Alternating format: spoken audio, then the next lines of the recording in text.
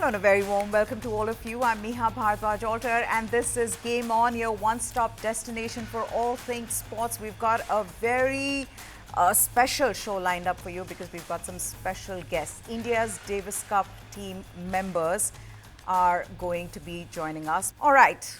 Now, India is set to face Togo in the Davis Cup World Group 1 playoff at the Delhi Lawn Tennis Association in New Delhi on Saturday. The two-day tie will conclude on 2nd of February. The winning team will advance to the World Group 1 tie in September, while the losing team will drop to World Group 2. Despite being a much lower-ranked team, Togo arrives in Delhi in formidable form. The West African nation has won 10 of its 11 Davis Cup fixtures over the past 2 years, including a 3-2 win against Indonesia and a dominant 4-0 victory against Latvia at home, which secured its promotion to the World Group 1 playoffs. India, on the other hand, they will look to get home advantage, something that they've actually missed having because they've played back-to-back away ties. The Indian team is happy to be back home. India will be missing, though, their top-ranked players. They will be without their highest-ranked singles and doubles players, Sumit, Nagal and Yuki, Bhambri, for this Davis Cup 2025 World Group 1 playoff tie against Togo. The duo have made themselves unavailable because of some dispute with the administrators, but the number one player in the team, Kumar Mukund, he is making a comeback to the team after being dropped in 2024. He has faced some career setbacks due to injuries and there have been few controversies, but he's leaving all of that behind and is focused on a team win. Historically, India's best results in the Davis Cup came in 1966, 74 and 87 when they finished as runners-up. However, recent performances have not matched the past successes. But India is seeking redemption in this tie. And in fact, we are joined by some special guests. All three guests, in fact, I've been told are through. There is Rohit Rajpal, who joins us. He is the non-playing captain of this Davis Cup team. There is Ritwik Chaudhary Bollipalli. He is a doubles player. Ritwik, thank you so much. And then there is Kumar Mukund, who joins us here. Gentlemen, first of all, thank you very much for taking the time out here. And I'm going to start by saying it's good to be back home. You've traveled far and away, and now you're back at home, playing in front of the home crowd, something that you're looking forward to. Let me start with Mukund. Hi, Meha. Thank you for having me here. It's a pleasure to see all of you on camera, even though I saw the other two guys half an hour ago. Yeah, it's definitely been great. Even few of my ties have been very far away from home. Had to travel all the way to Norway and Denmark. So it's great to be back in India and Delhi on top of that, and it's great weather, so looking forward to a good tie. Okay, looking forward to a good tie, but this could be one of those, this could be a little dangerous in that they've actually been in great form. Rohit, you want to come in on this? They are lower ranked, but they have been on a bit of a winning spree. They've got momentum on their side. How do you think the team is prepared? Well, we got in early, and I think a lot of the boys, for example, Shashi came in from Europe, and some of the boys like Ritik and Bala came in from the Australian Open. So the idea was that we get in early and start our practice and get them used to the local conditions and sort of drill them and play a lot of sets and get matched up and peak at the right time. So I think we've done that successfully, and the boys are ready to go. Okay, so the boys are raring to go, but I've got to ask, how ready is the debutant? You've got to tell me, Ritwik, your first time playing the Davis Cup. How excited are you, and do you see this as a huge opportunity? You're playing for the country. There's going to be, of course, home crowd there cheering you guys on. Yeah, for sure. I mean, it's been a It's been a childhood dream for me to play Davis Cup. I've looked up to many players, Indian tennis players who I grew up with, and most of them are Davis Cuppers, and I'm really, really grateful to get this opportunity. I would like to take every second of it and cherish the moment, and give my best on court the day after, and hopefully Mukund and Ram will get us the lead tomorrow.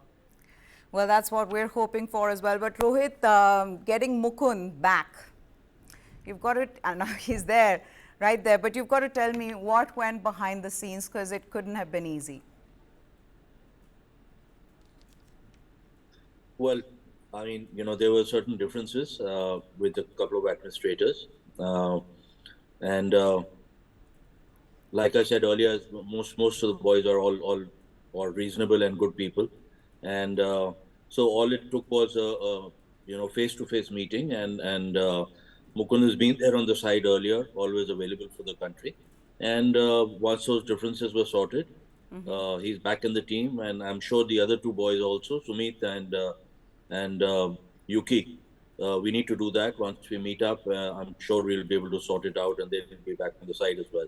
So all of them want to play for the country. They all feel for their country, and I'm quite sure that our values are intact as an Indian team. Our seniors passed on this to us that anything happens. I mean, nation comes first. So I want to make sure those values are passed on to the next generation and the next generation. You say that, and I completely 100% agree with you, but we're sitting here without the top ranked singles player and the doubles player in this. And I'm wondering how this impacts the team and what can really be done, because this is now going on for some time. What can be done? Where can we reach this middle ground where, players are happy, administrators are happy, and actually players should be happy more? So I think, I think that a better communication platform needs to be there for the administrator to communicate much better with the players. The players, as I mentioned before, are on the tour. It's very difficult to compete week after week in different countries. It's expensive, so it's not easy to survive out there on the tour, ATP tour. The boys have their sensitivities. They're sensitive about certain things. The administrators need to keep that in mind, and the gap needs to be closed between the administrator and the players, which is happening. We've come a long way, but sometimes you do get some differences. Due to lack of communication. Once we have that sorted, I'm quite sure that on both sides the willingness is there. It's not that the administrators are looking are bad people or something like that. But again, like I said, communication gap is the biggest issue that we have, which we definitely want to sort out going forward. Mukund, I'm not going to, and I really don't want you to get into another controversy, but do you agree with Rohit? Is that what is lacking, where, if you're just told nicely, if you're basically... I am absolutely okay with controversies. I am controversy. So feel free. Yes, so do you agree? Do you agree? Is that the real issue, or is there more? You got to repeat the question. Tell me again what I asked was, why is it that, with what happened with you and the suspension by TA, or for that matter, the fact that Yuki and Sumit are not part of this Davis Cup team, there are huge differences between the players and the administrators, without saying that one side is wrong and the other is right, because we've got to reach a middle ground. I think, what do you think is the way forward? See, first things first, with the suspension, I don't even know if it happened in reality because it was mostly in the press. I never got an official confirmation by post or by email from anybody, right? So when that is not there, then I don't know where the suspension is first of all real. So it most, even I got to know about it only in the papers. So I don't even know if it happened in reality.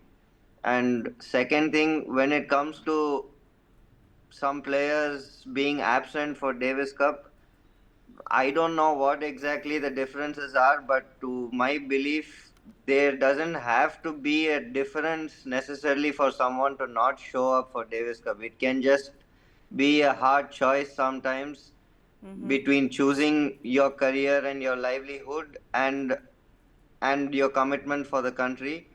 And sometimes some players choose it different, and some players make other choices. But there is nothing.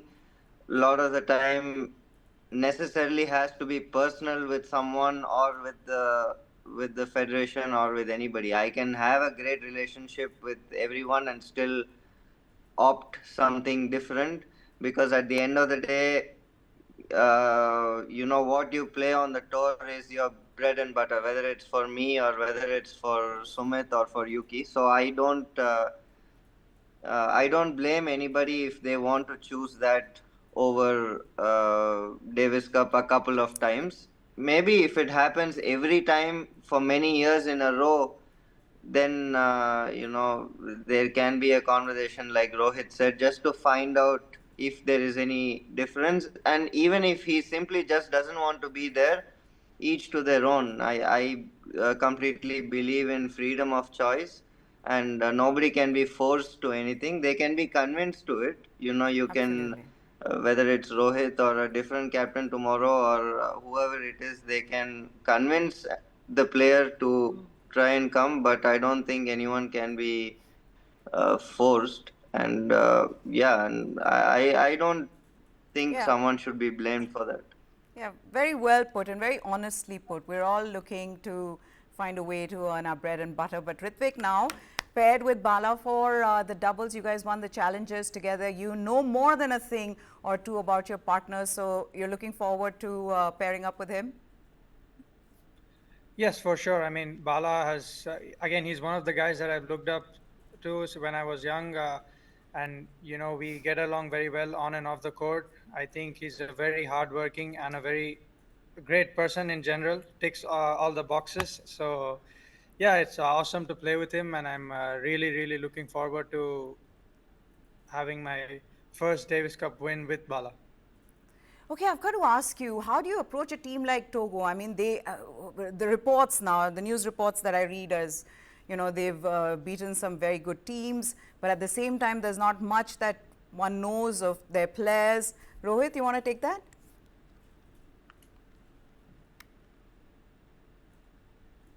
Yeah, sometimes it does happen. We've tried to look up all over the place, even on the site of ATP, but we didn't get much. But really, it becomes difficult because you do go to some countries that don't travel too much, but they're very good. Yeah. There's a lot of depth in that in their game and their players. So does become difficult. But we've been watching them play, and they've their record speaks for themselves. They've beaten 10 good teams going on the trot, so they are high on confidence coming in. And but we've had a look at them, and we have a strategy in place, and I think I'm quite sure it's going to be a match for sure. But I do feel that with the home advantage, we do have a certain edge over them, and God willing, we should prevail. Okay, Ritvik, I can't let you not talk about Australian Open and the whole experience of it. Tell us what it was like for you, just stepping on to the court and playing at the Australian Open. Yeah, I mean, there have been there were many emotions when I walked on court. I remember there were certain moments during the match where I was kind of feeling overwhelmed. And, that's part of the journey. And I think if those emotions didn't come in, then I could have maybe done a better job in those moments. But it doesn't really matter because it's more of a learning experience, and it's been an unbelievable experience. So good to see other Indians get in as well. And, we were a group of, I think, six players got into the Australian Open from India. So it's amazing to see that we are heading in the right direction. And Indian tennis is definitely scaling in the right direction. Okay, I've got to ask you then, all of you, about the Australian Open. How disappointed were you with Novak Djokovic's injury? And, the worst being, what is it with Australian crowd? Rohit, How does one justify that when they booed him? I mean, he is, for many, the GOAT. I mean, for many he may not be, and I'm talking about all the Roger Federer fans and Nadal fans, but yes. Rohit? Yeah, you get all kinds of people all around the world. I think they're very passionate and strong about their feelings, and it becomes important. I think sometimes to handle the crowd in a different way. Uh, but in the heat of the moment, players do things and gestures, and they get upset over things. So that adds to what the crowd is looking for. So yeah, I mean, they're there to have a good time, and taking sides. This is part of the game. So, but they do get aggressive. So one has to watch out when you're playing in Australia. Which then leads me to the next question. Are there more Djokovic fans on the screen here, or Roger Federer, or Rafael Nadal, just before I let you guys go? Mukund? I don't know one Djokovic fan in my life, so I am. That's true. That's true. We are playing tennis because Roger and Rafa were there, so I don't think Djokovic was ever part of the equation. Okay. What about you, Ritvik? I'm a big Andy Murray fan. I looked up to him growing up a lot. And yeah, obviously Roger, Rafa, Novak are the three best players on planet. See, that's the But thing. We don't want people sitting on the fence. Tell us who is your favorite, the best, the GOAT. it's Andy Murray. Okay, Andy Murray. So he's in Djokovic's camp for now.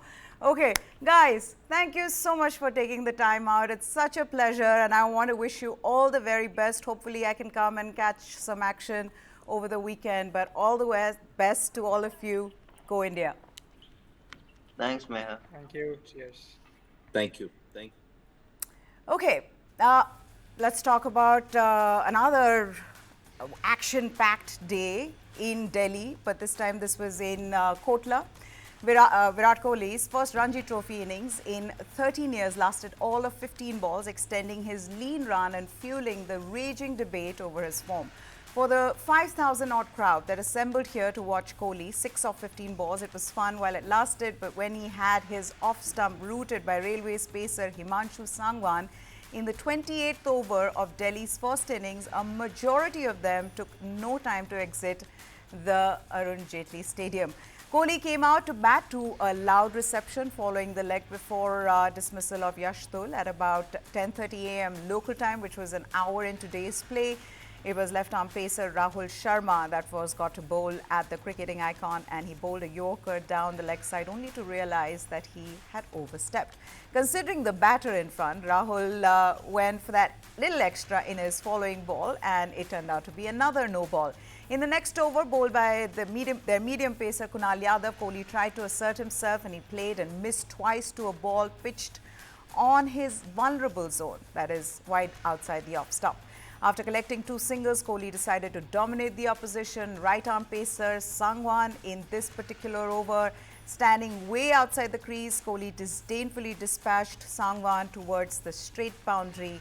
And in his attempt to dominate Sangwan, the very next ball, Kohli went for an expansive drive of a good-length delivery and missed it completely to see his off-stump shattered. He had a quick look at the surface before trudging back to the pavilion, and with him, his sea of fans headed towards the exit door, leaving thousands towards the exit door, and then there were still some waiting, disappointed after what they had endured in coming to Kotla and watching their favorite Virat Kohli play. Shot बहुत ही क्या कहते हैं fantastic shot था, बहुत ही शानदार shot था, मगर unfortunately वो नेक्स्ट बॉल पे बोल्ड हो गए, और कोई बात नहीं, होता है कोई बात नहीं, मगर एक शॉट आगे बढ़ के काफी अच्छा मारा था, बट उसके बाद जो आउट मतलब ऑफ स्टंप्स पे दोबारा से वो बोल्ड हुए, दैट इज नॉट एक्सेप्टेबल. इतनी पब्लिक यहाँ पे आई थी स्पेशली उनको देखने के लिए, बट वी वांट कोहली कि वो अपने फॉर्म में वापस आए. हम फैंस उनसे यही उम्मीद रखते हैं कि वो पहले जैसे फॉर्म में आ जाए. अच्छा लगा, लेकिन उनको जल्दी जाते हुए देख के निराशा भी बहुत हुई. थोड़ा और खेलते तो और मजा आता. वो बहुत अच्छा था, लेकिन जो उन्होंने बाद में चौका मारने के चक्कर में जो आउट हो गए, शायद डिफेंस खेलते तो टिकते अभी तक. इतने सारे डुप्लीकेट विराट कोहली के इंडिया में अवेलेबल हैं. मुझे लगा डीडीसी ने शायद को डुप्लीकेट कोई बैटिंग करा रहा होगा, बट जब विराट कोहली 2 बार बीट हुए और फिर 8 पे बोल्ड हो गए तो लगा ओरिजिनल है. मैंने ओरिजिनल विराट कोहली देखा. That's I am very happy. People can be absolutely brutal. Okay, with that, we've come to the end of this presentation. Hope you enjoyed it. Goodbye. Thanks for watching.